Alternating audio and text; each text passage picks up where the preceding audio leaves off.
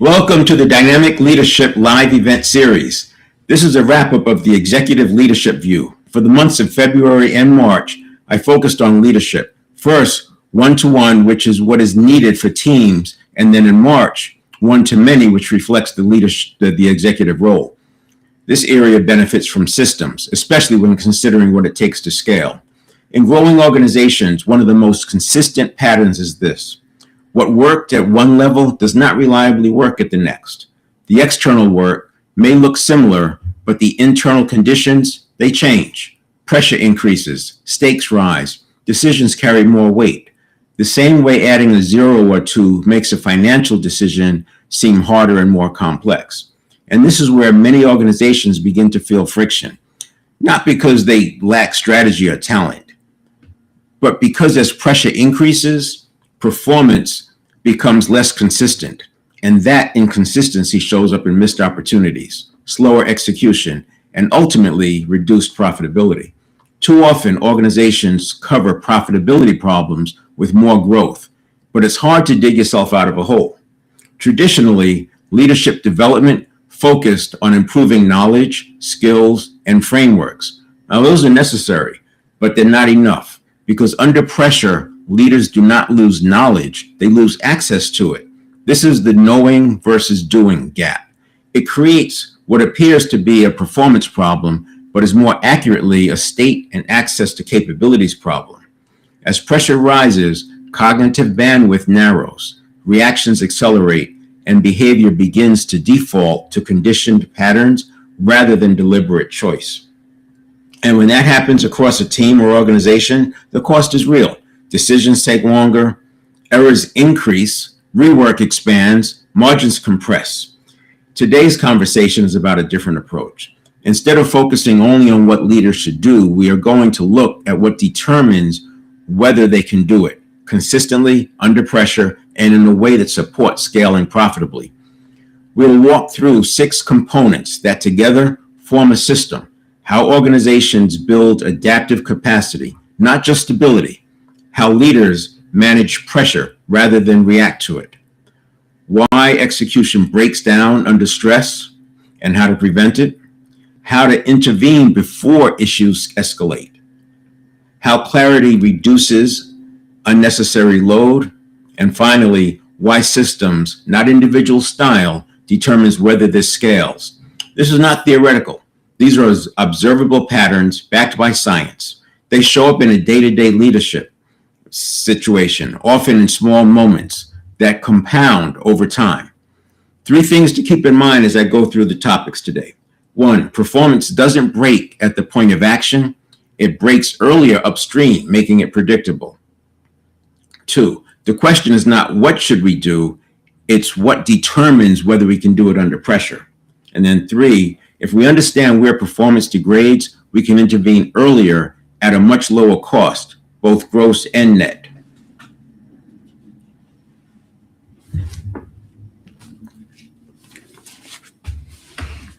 So let's take a look at this in graphic form.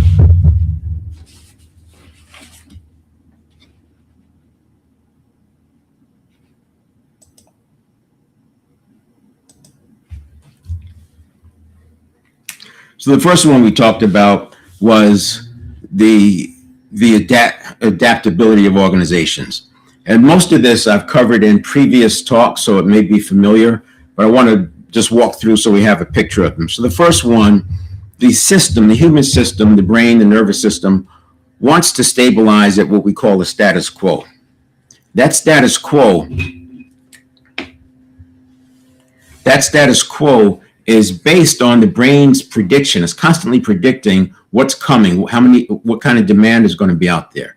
And when that demand is less than what was predicted, it reduces the amount of neurotransmitter that's produced. Now remember, neurotransmitter includes the serotonin, which is the feel good, and that gives us our resilience and being able to bounce back, and also the dopamine, which is not only a habit formation neurotransmitter, but also it's a signal amplifier. So when we want to amplify the signal, we need the dopamine to do it. And I use the example of thru hikers. these people will hike 90 days, for example, from one border in Mexico to Canada. And on that hike, they are starting out at like 10 miles a day, but they end these hikes at 30, 35 miles a day. Some of the people who do 2 and 3 of these a year, they're doing 40 miles a day because the system adjusts. Now, if you look at them, they don't look that different than from when they started, but the signal is stronger, that adaptability.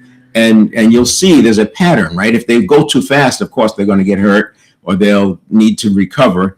If they go too slow and don't put enough demand on themselves, they're not going to get the increase in the signal. It's that balance of both. And then what we have is that's the allostatic capacity. So the allostasis grows over time, and it's the signal, it's the capacity. And what we want to do is get access to that allostatic capacity. And we do this with development plans. We do it with development plans that consistently increase. And those development plans will put added pressure, consistent added pressure, and the prediction system will look at it, will adjust and say, okay, more demand is coming. And the next day, it's even more demand than was predicted. It kicks in more neurotransmitter. This is very clear in athletics. What people miss is that the same way neurons behave for physical activity is the same way they perform for cognitive activity. We have 100 billion neurons. They have different roles. You don't have to get into what the amygdala does in the brain or the hippocampus or whatever. They're all neurons. And so when you understand how neurons behave, you understand how to manage them. And habits live in the network of neurons. It's not a mind, it's a network of neurons. Another one I want to draw is the knowledge versus doing gap. And I will make you have the know and the goal. And it's getting across here that causes the problem. Without that bridge, how do you get across it? And this is the gap. This is the know versus do gap. They know it, but the do is in the gap.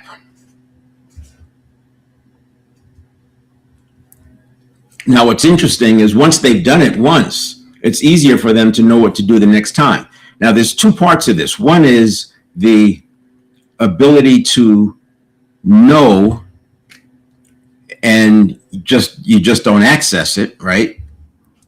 So it's back burner. But the other one is you know it, you know how to access it, but you don't do it under pressure. And that's like choking. See, if it was sports, we would just call it choking. We don't say a person's personality or that they forgot what to do. They just choked. It's simple. And it's when we start looking at that in business, you can make the distinction between, oh, yeah, they choked. Now, we're not going to use that terminology, but you start recognizing that it's a pressure and an access problem. It's not a knowing problem. So sending them to more training is not going to do it. The same way you're not going to just take an athlete and keep making them practice the move over and over and over. Once they can do the move, now you have to put them into a game situation. You have to put them in pressure. That's why you used to see sports during practice, they have scrimmages against each other. They want the teams to play against each other so they could experience, or the defense and offense, so they could experience the pressure of a game situation. And then they add other things to do as well. Another one that we have is the pressure curve. The pressure curve, call it an inverted U, and this says that there's an optimal pressure. That optimal pressure happens in this zone.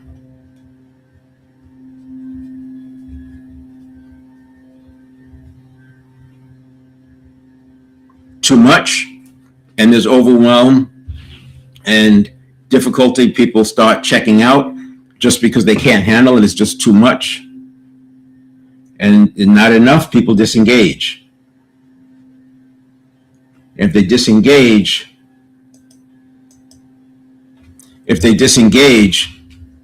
you're not going to see this allostatic capacity increase. They're going to have less access to what they can do. And it is a balance, because we've all seen people shut down. It's just too much and they shut down. But at the same time, people are so bored, it's hard to get going. It's, the old thing, you want something done, give it to a busy person, I guess came from that. And then we have I already covered the knowing the know and the do gap. Then we have this interesting, I'll call it innovation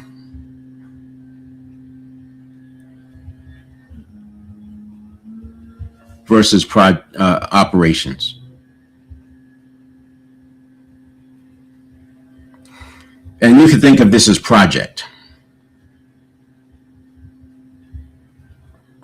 What's interesting is in operations, it makes sense for people to expect this to be in a range of, say, 95% to 100%. People want perfection. You look at quality and the target is going to be high. I get it. And I agree with that. What happens, though, is when people try to take this idea of 100% effectiveness and move it over into the project world. I say in the project world, there's a lot more trial and error, and you need something more like 70% to 100%. 70% is passing using school, terminology. 70% is still passing. You're still in the game. And because so much is done by trial and error, if you don't allow that range, then you're going to be leaving opportunity, profit, et cetera, on the table because you're not going to try things. You have to have people have to have the freedom of action to try some things and maybe have some problems, maybe fail. And they also need the resilience so that when they do, quote unquote, fail, they don't see it as a failure. They just recognize it that it's a learning opportunity. So in this way, I talk about to help them with that and to help the leaders with that. We look at the unconscious versus the conscious mind. The conscious mind and the subconscious, which is network of neurons. And over here, it operates at 11 million bits per second.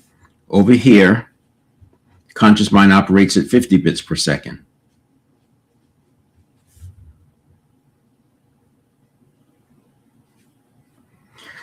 Tremendous difference in speed. And this is why when you move upstream temporarily and we get into the subconscious side, which is this is 600 milliseconds, if you include the pre-listening period. So it's 600 milliseconds, and the pre-listening period is the prediction where the brain and the central nervous system are predicting what might come out of this, whatever situation it is. This is helping with the priming. Priming also happens before that, but this is immediate right before whatever stimulus is happening. And this 600 milliseconds is broken into 3 zones. The first 2/10, middle 2/10, and the last 2/10. And depending on where it is what we do. By moving actions upstream, and you don't have to move the entire action upstream, but the intervention, by moving it upstream into this area, what we do is we have decreased effort. So the effort is much lower, and then it rises. And the impact starts higher, a lot of influence, and then it decreases. And that's because over here, we've got the conscious mind, much slower, 50 bits per second versus 11 million bits per second, but also you're stacking every tenth of a second, every hundredth of a second that goes by, the system is adding more and more and more associations, more and more meaning, more and more of how it's always been done. And by the time you get over here, it's like starting out with something very small at the beginning. At the beginning, this may look like the same trajectory, but then you take it out and it gets bigger and bigger and bigger, right? And by catching it early here, it takes much less effort and it looks like stability. It looks like stability because you're catching it early, you're taking the action early. And when I say action, I'm talking about something as simple as first of all, you're recognizing that you detect these sensations that come up. It's not words. A person is not consciously aware yet. It's just a sensation coming up. You notice in yourself when somebody shows you something and you feel that certain thing, right? And you want to be able to sense that in your people, and then you just ask them, hey, I want to pause here and see what's coming up. I know we've covered a lot of information. What's coming up for you? And that's one way to intervene, because then they get a chance to talk about it. They get a chance to talk about what's coming up. And it's done at a time before they've created meaning, before they're defending it, before it's part of their identity. There's another area to cover, and that is the 5 levels of personal leadership.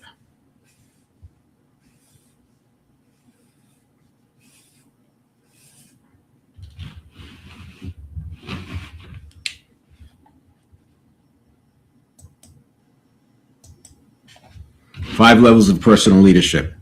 We have collapse,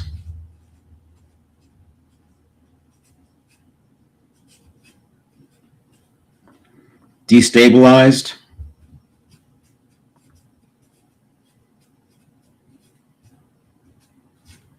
we have stabilized,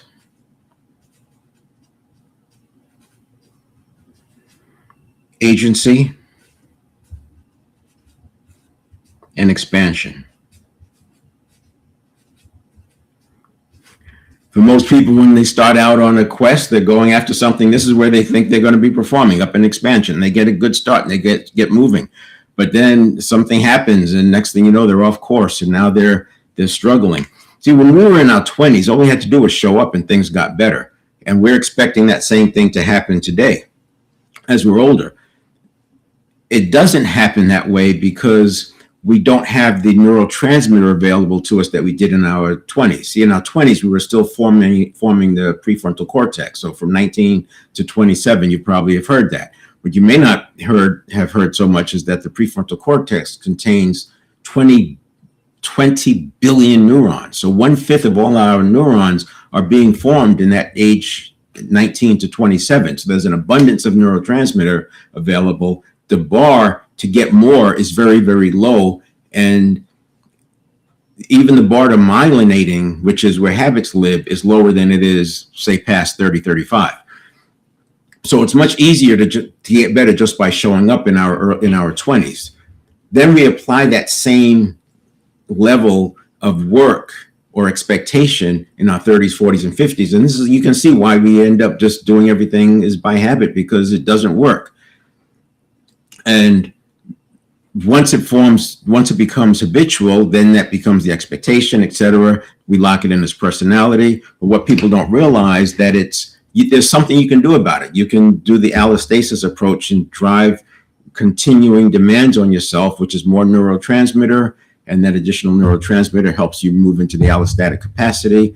And we do that with work by having a 2-year development plan, so the person is constantly having to complete one thing and then move on to the other thing. The other thing you do is have innovation, have skunk works, because skunk works, you have to close a gap, which is the same thing you're doing when you have a crisis. You have to close a gap. Why wait for a crisis? Get this behavior going with skunk works.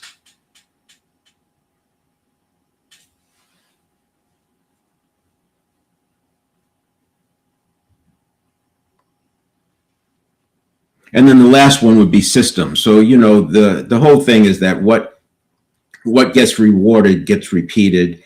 And we have to be careful, because our structure creates systems.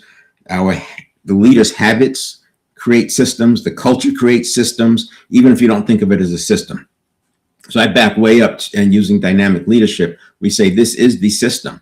And it's a system that's based on neuroscience. And it's a system that's not likely going to change, because the hunter-gatherer evolution has been going on for thousands of years. And we've only been living with cars and machines and computers for less than 500 years. So the likelihood of us seeing a change in our lifetime to how our system is wired and built is very, very low. And that's why I use something, when we teach sales, we teach selling the way customers like to buy, because it's not going to change. When we teach leading, it's leading the way people like to be led, because it's not going to change. Now, there are other ways that work, But when it comes to scaling, you want something that can be systemized, something that can be taught, so that on a bad day of a bad week, you know what's happening in the organization because it's being scaled.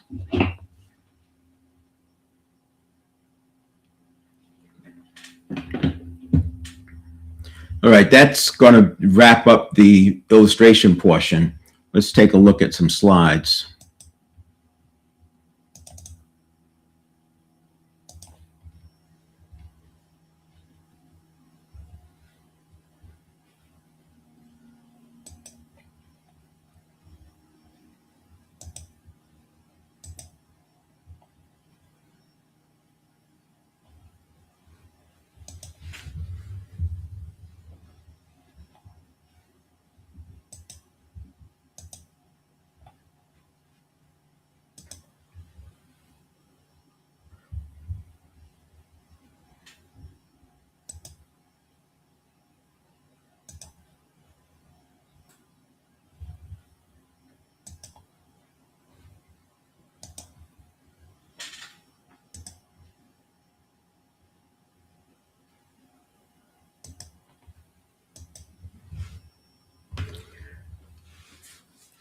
High performance executive leadership,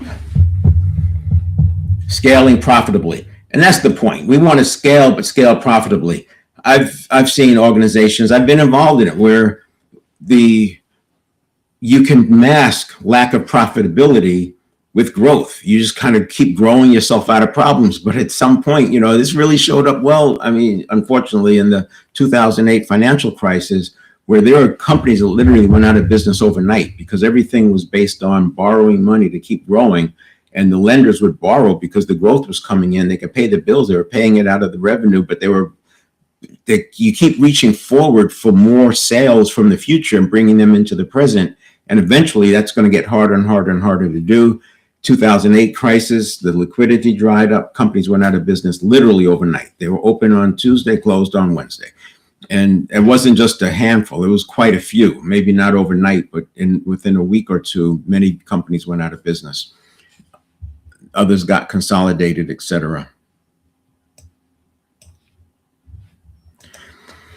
I talk about traditional leadership. I 100% support emotional intelligence, and dynamic leadership does not compete with, it's not replacing emotional intelligence. But I will tell you this, emotional intelligence, because when it was developed, the focus was on corrective action and the regulation.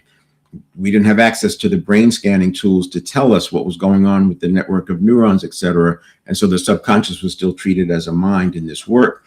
And you'll hear in language and emotional intelligence that personality doesn't change, that intelligence doesn't change, that habits don't change. But now we know that they can. It's not easy unless you know how. And I would not say that leaders are there to change habits of people, but you can create the environment that makes it easy for them to step into the habits that are productive for the organization.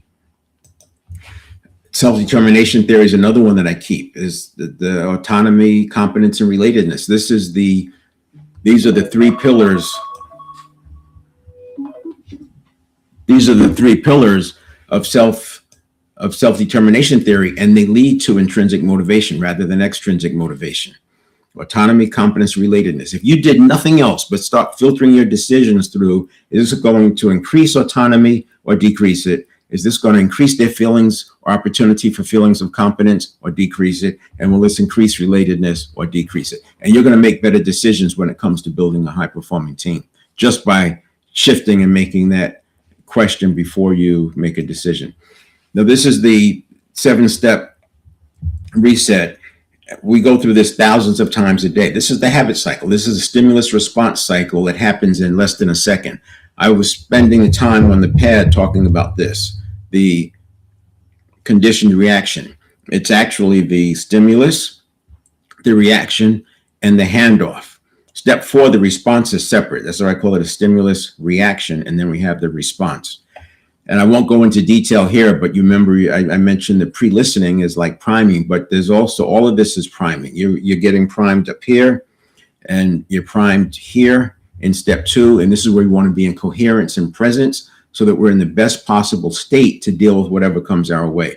This is what we mean by moving things upstream. You move them upstream here by orienting, You move them upstream here in time by moving into the habit sector rather than the conscious mind sector. So it's before awareness. And then these others get us back to mindfulness. So you have the emotional modulation, and the difference between emotional modulation and emotional regulation, what's talked about in emotional intelligence, is regulation is more like an umbrella. And under that umbrella, you have your prevention, you have your modulation, and you have your regulation. In the prevention, it happens so fast, sort of like anti-lock brakes and traction control. It happens so fast that it appears stable, like you never feel like the slide happens. But inside, the system is really letting the tire just start to tear, and then it cuts the power.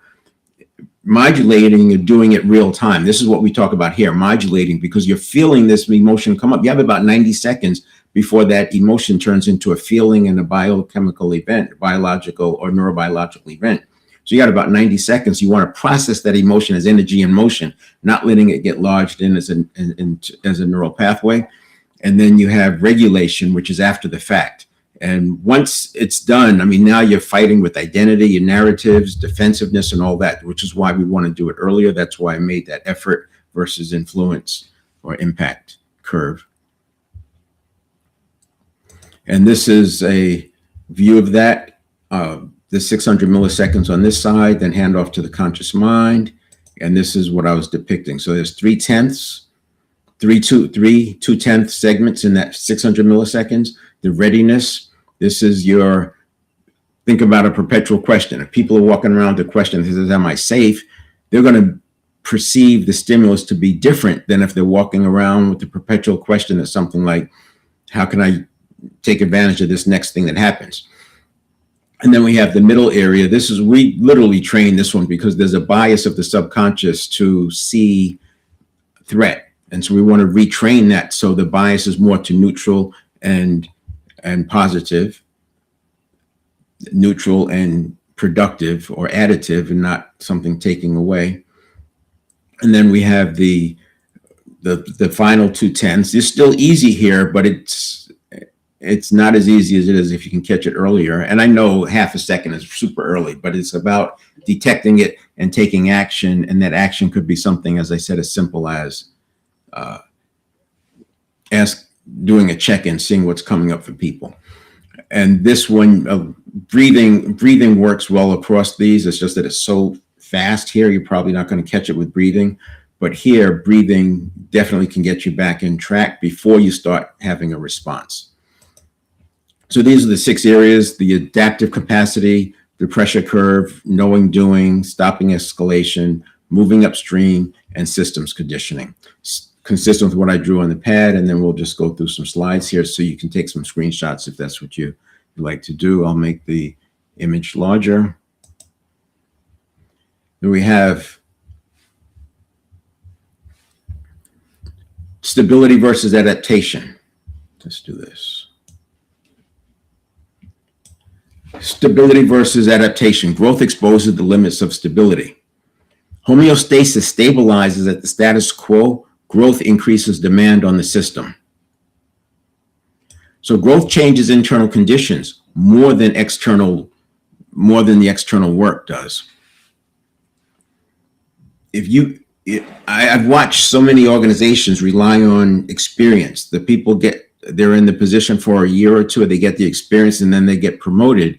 But you can actually get there without 2 years of experience by using these things I'm talking about with the allostatic capacity and increasing the same task, different stakes, performance changes because the internal environment changes. So having people do innovation rather than wait for a project, have them do skunk works. Why not? Ansoff matrix, new products to existing customers or existing products to new customers. You can always pivot between those two and always have something to do.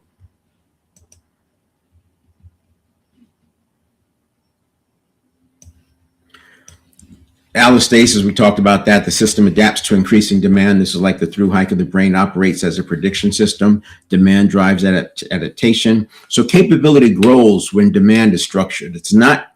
Adaptation is not stability, but it's a requirement for scaling. Allostasis stabilizes the system while demand rises. Homeostasis holds the line at status quo. Now, that's fine. That gets you through the day, right? But the point is, do you want to grow profitably? If you want to grow and scale profitably, you're going to need the system to keep leveling up, because the world is not going to wait for your organization to catch up. You have to be ready for that next thing that comes. The hiker who's going from 10 miles a day to 30 miles a day is able to do that because they're constantly putting a demand on themselves. If they just sit and wait until they feel ready to do 30 miles a day, it's not going to happen. It's doing the work. And in this case, you can have skunk works. So and assign people to part of the next crisis so they get a chance to see how it feels. Don't wait until the person is promoted to have to deal with their first crisis. Performance is driven by neural efficiency. This is training the signal. I mentioned that dopamine is an amplifier of the signal. That's why when you are lifting weights, you have these plateaus. That's the signal getting weaker. It's not just muscle. Same way when muscles atrophy, it's not just muscle, it's also the signal. That's why physical therapists work with small movements, because they're they're training the signal. They're activating the neural pathways. Myelination increases speed and accuracy. So I say the habits live in the network of neurons because it's the path of least resistance. The myelinated neurons become the path of least resistance. As I said, plateaus often come from signals, not muscle weakness. And it's about being progressive. You bite up too much, you're going to move outside of that pressure curve. That's a very important part of it.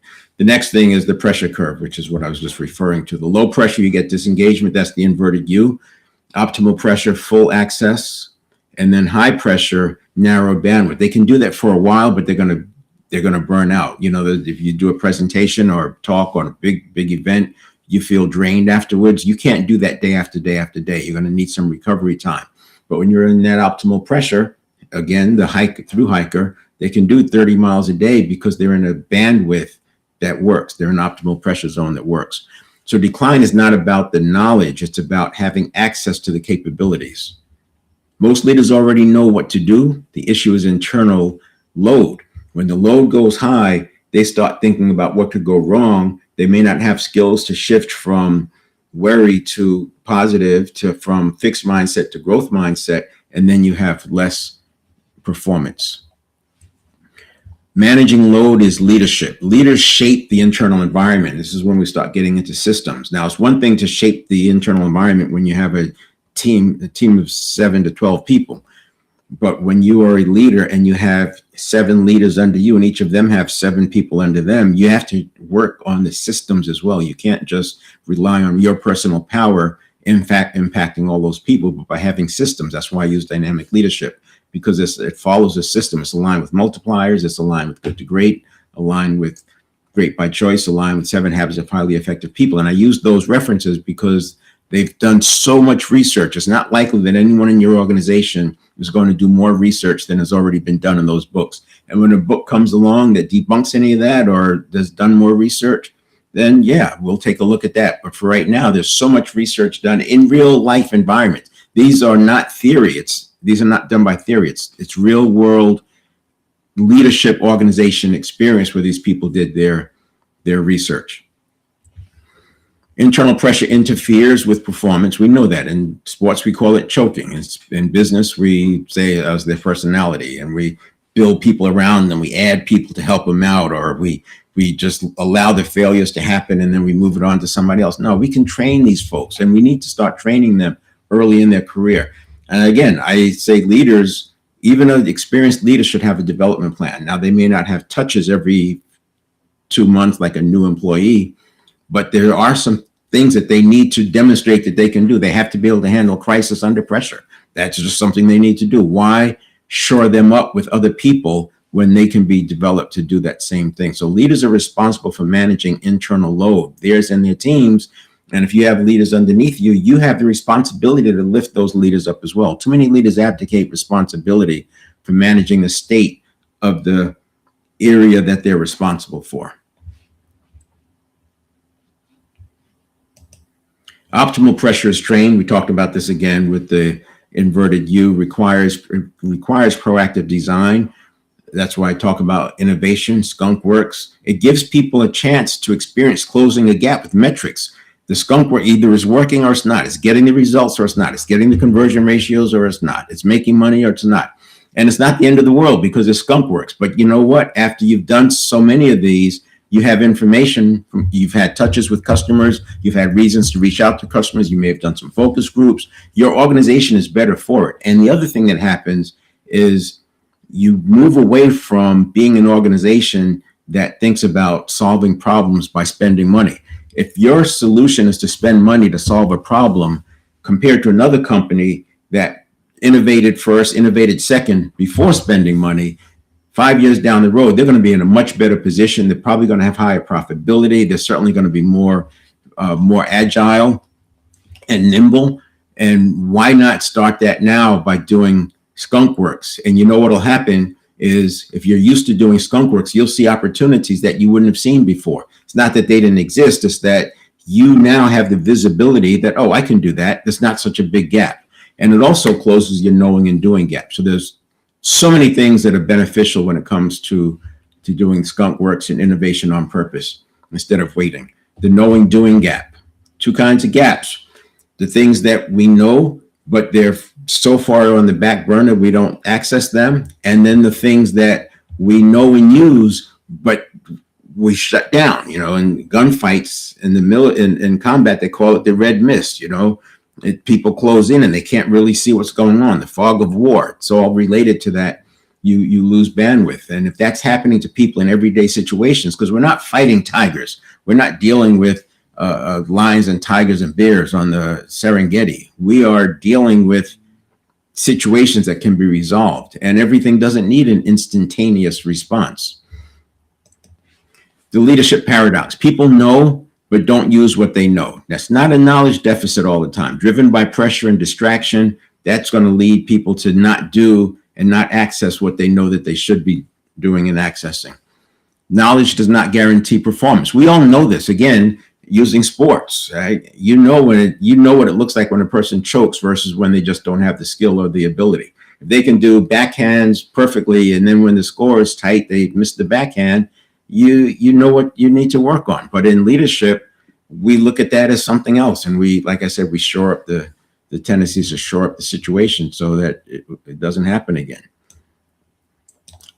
People often know exactly what to do, but they do something else in the moment. So that's what you want to look for.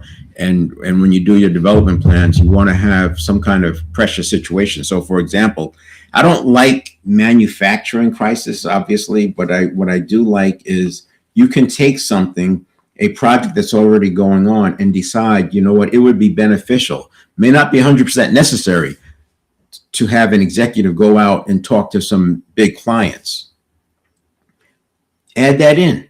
Add that as another step because it gives that leader some development time to be put on the hot seat in the pressure situation. Do an after action report, a debriefing, so it's a development thing and not a pass fail. You want to stay out of that, 95% to 100 is the only thing that's acceptable. Innovation, skunk works, development plans, you got to allow that 70% as a passing grade because you're still in the game. What happens if they get a 60? You work with them to get them back above 70. You're not trying to move people out. You're capitalizing on the investment you've already made by bringing them in. Behavior under pressure. Patterns override intention. We know this. Stress narrows attention. Habits become default.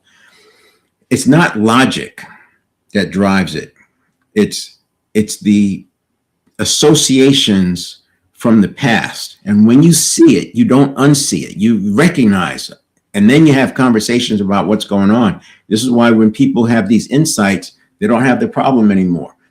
But it could take years if you wait for all the insights to happen. By stepping in and having leaders detect when those sensations are coming up early, intervening with, hey, what's coming up? Let's have a meeting. Let's do a checkpoint meeting, whatever. So then you resolve it in real time. Those people are going to get better and you've removed an association trigger.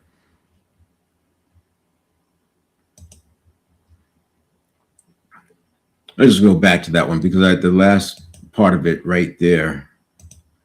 Leaders must shape the habit system, their own and the environment. This is getting into the systems, but The first system I say we need to tackle is the human system. We need to tackle what's going on with the people who are in the organization.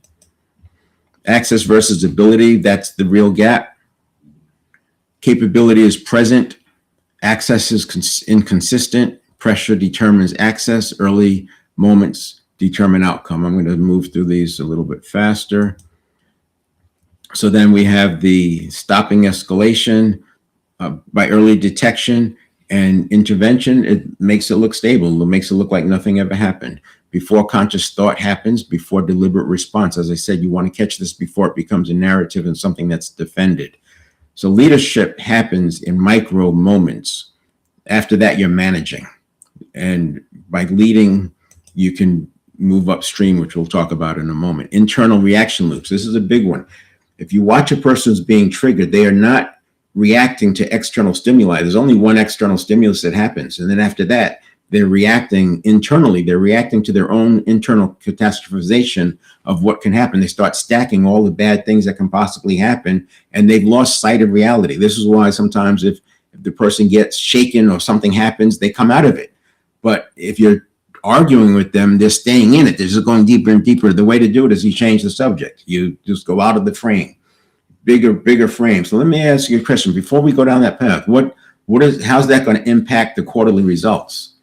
It shifts them. And then they're back on track. But those internal loops, learn to spot them, because otherwise, if you don't recognize it for what it is, it just looks like the person is being irrational and you write it off.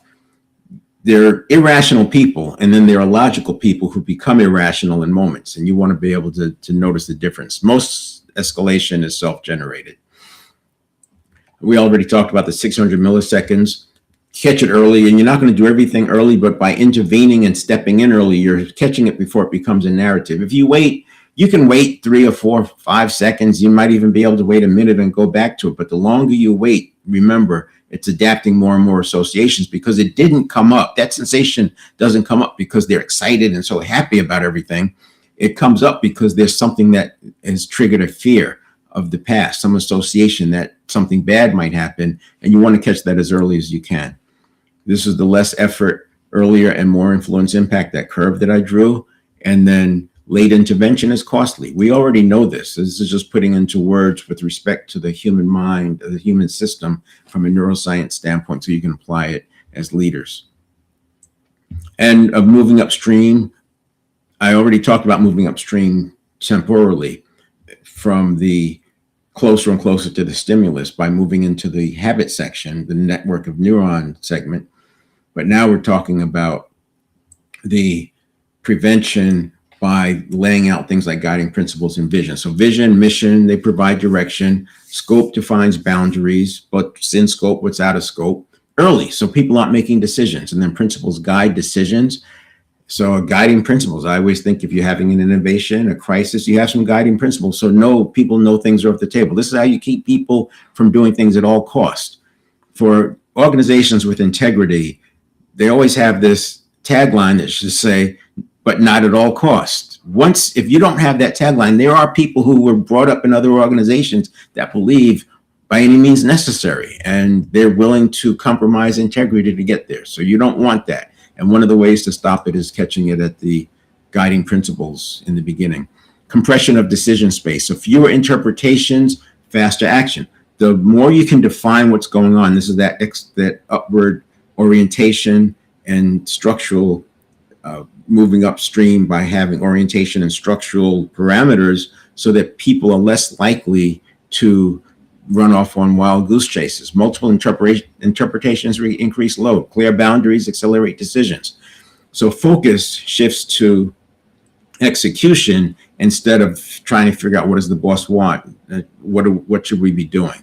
So frameworks don't give answers. They help you hold that tension and make decisions as the leader. So everything I'm saying about the people report to you, you have that same situation with the person you report to. And you have to be able to hold tension so you're not reacting yourself. Remember, the leader's role is to hold tension for themselves, so they're controlling that habit system, but then also directing the one below. Orientation and intervention. Orientation reduces frequency of action. Guiding principles are powerful things, and you'll see they keep repeating. Of course, they should be aligned with your vision. Early intervention reduces impact. That's the point about moving upstream and having connecting dots to things for people so that they're not running off making some crazy connection about how bad this is going to be. So together, upstream action creates stability. When you do early detection and upstream action, and you have some upstream orientation, it's going to look very stable. It's just that the adjustments are very small. So stability enables performance. And that's what enables you to scale, because things can be predictable and you're not always having to put in contingency plan or use contingency plans. You can have the contingency plans, but because you have a stable environment, you're less likely to need to use them. And you also have a better understanding of what it looks like when things are going off course. You start to see the cycles, and then that gets into the systems and conditioning. No one would argue about the value of systems when it comes to manufacturing. I mean, the assembly line is a system. No one would argue with that. I like to say that the hard things are actually easy. It's the soft things that are hard. And the hard things, math, anything with that's widgets in, widgets out, that's going to be easy because you can measure it. People always create systems around those things. It's how you scale. But then for some reason, we choose not to set up systems around the stuff that's hard, which is managing people. And that's why I created dynamic leadership. It is a system that when you follow it, you can always come back to this, and it's aligned with all of the research that's been done. What gets repeated becomes standard. So leadership is conditioned behavior. Patterns become habits. Habits become norms. Norms shape culture, and culture drives outcomes. So it's like motherhood and apple pie at that point. Systems enable scale, individual style. This is where I talk about individual styles may work at the lower level at the beginning, but you can't scale individual style. There are leadership preferences. Some people want to have a family metaphor, democratic metaphor, maybe a political metaphor, and that's what works for them. They've gotten results from it. And if the leader at the top is not proactive about making sure that we're using a system and methodology, then you have these disparate leadership systems that create toxicity in the environment, because people end up being treated in a way that's not fair or that's not consistent with what the organization is saying should be done. And this is like having the 4 or 5 teams, coaches on a professional sports team with different playbooks. Now they have their section of the playbook, but all of them have the same playbook. They all use the same language. One is not using this kind of a system and another one's using that kind of a system. They can't win like that. And, it's in sports, these decisions are put to the test every single week or every single game. We miss that with leadership. We don't have that kind of rigor when it comes to leadership because we're not put on the line like that. There's no opponent trying to stop our every play.